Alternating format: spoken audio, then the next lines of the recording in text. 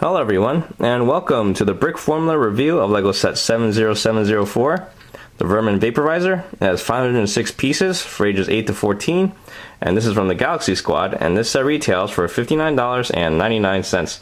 And here in the front, you can see that Bugoid is about to become roadkill, and he's going to end up like all of his little friends right there on the canopy. You see that? That's kind of gross. I guess I'm not going to put the stickers on this one. Anyway, up here we have the minifigs. I'll talk about them later. And here in the back, you can see all the stuff they can do in this set. And I like how this guy's about to fly off his seat there. That's what happens when you don't wear seatbelts. But anyway, I'll talk about this set in more detail coming up. Here are the minifigures, and first up is the green robot sidekick. And he looks really good. Although I do get the impression that he's like a Master Chief wannabe. See? And he comes with a shield, which looks pretty nice. And he also comes with a energy blade gun, which is this thing right here. And there's really nothing sophisticated about it. But there we are. And here's what it looks like without the weapons. It's got printing on the legs there. Really nice. And here's the back. And this headpiece is actually just one piece. There's no minifig head inside. See? And beneath the body armor, we have some details on the torso there, which looks really, really cool. And we also have printing on the back, where it looks like we have a power source. This way we can keep him going and going, kind of like the Energizer Bunny. Up next is Chuck Stonebreaker, and yeah, that really is his name. And here he is up close. I really love the printing that they did on the torsos here. They look really, really good. And it looks even better on the back too. See that? And this one's actually different from the one that we get with the robot sidekick. See? And here's his face, where he's got a mask on, and he almost passes off as Bane, except he has some scars there on his face. And he has an alternate face, so you can see the scars a little better. Either that, or someone took an orange magic marker and colored him up while he was asleep. And finally, we have the alien Bugoid, who looks pretty expressionless.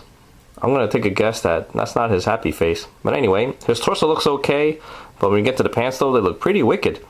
And he's got a sonic gun, and there's the back, which is not much, but I really love this head here. Check that out.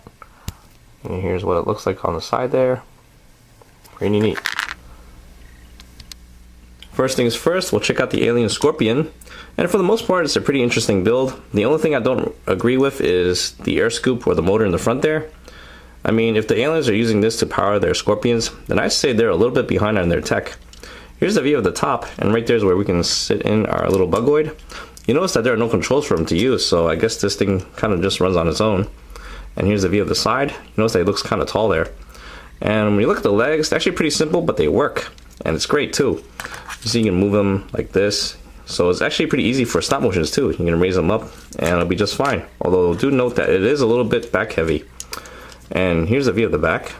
Okay, we have the tail here. It's made mostly of hinge parts. And you can extend it about that far. And it gives you that scorpion tail look. And that just about covers it. And oh, we get 2 flick fire missiles in case things get a little too dicey for him.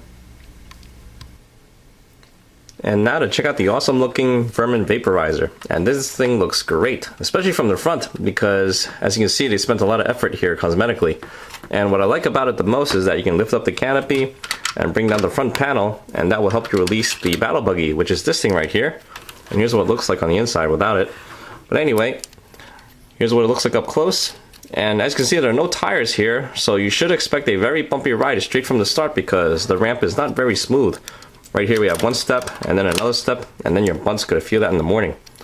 So if you want to go on foot, I don't blame you. In fact, you can rip out these 2 blasters here and just go John Woo style, which is pretty cool too. But anyway, let's take Chuck, and we'll slide him in here. And it goes in pretty easily. And this green part right here will hold the front panel together.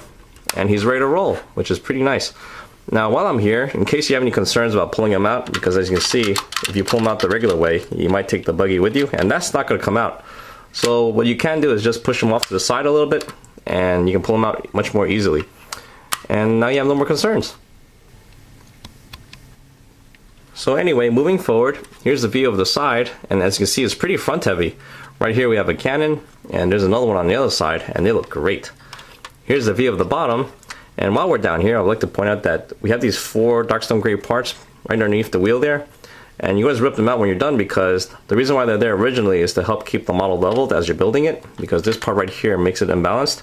So naturally, once you put on the wheels, you don't really need to have these down there anymore. And these are pretty good for other creations too, so if you want, you can always take them out. And now we can move on to the back. This is where we have the laboratory. In a way, I kind of wish that there was something to cover it up, but then again, it is a play area, so I guess it's okay. And this is where we can slide in the cocoon, which is this thing right here. And this thing looks really neat. I love the design on it. And these two parts are exactly identical. And the way they attach together is through these T's right here. You just kind of just put it together like that, and you're good to go. So we'll just put Chuck in there, because he likes to be the lab rat. And we'll just put him like that, and he's going to need a hot shower in the morning after this. And we'll just slide him in there. I guess this thing is the laser to help cut him free. And this panel right here is where you can put a sticker on there where it says body scanner, which is that one right there.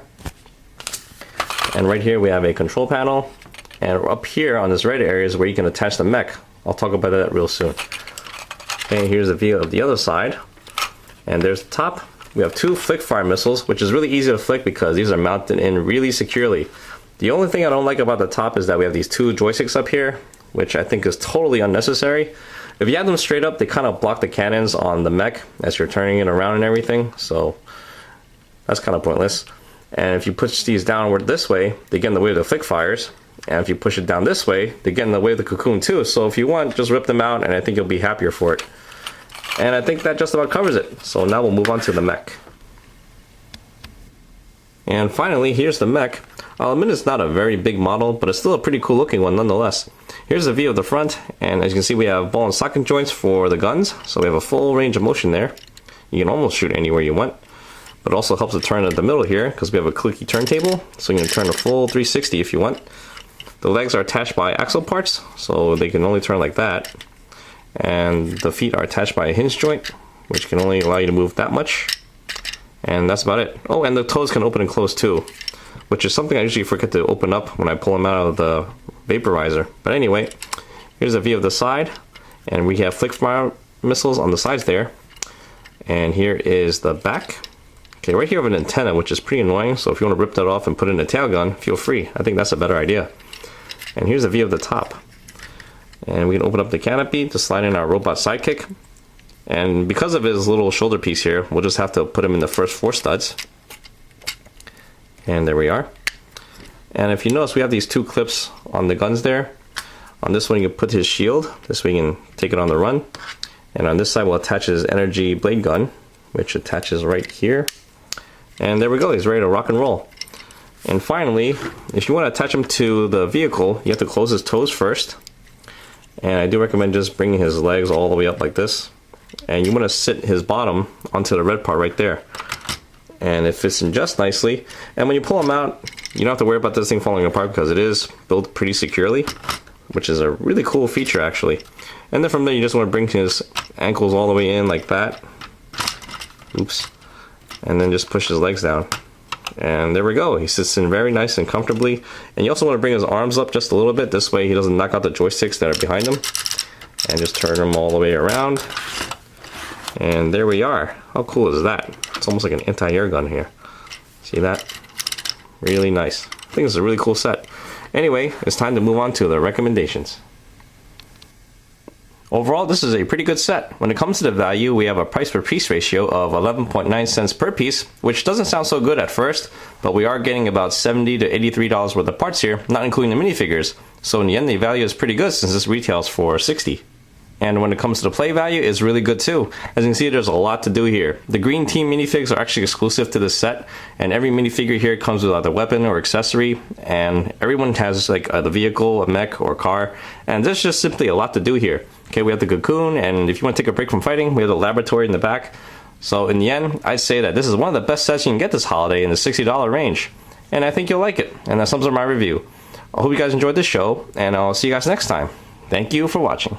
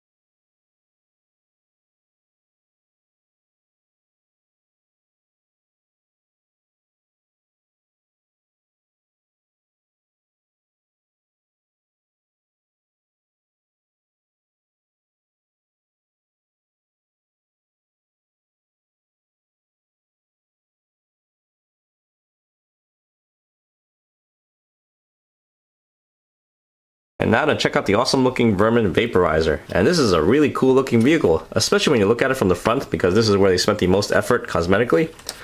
And what I like about the front is that, whoa. And it looks like it'll have a hard time getting back up there too. See? Run! Hey, it fits backwards.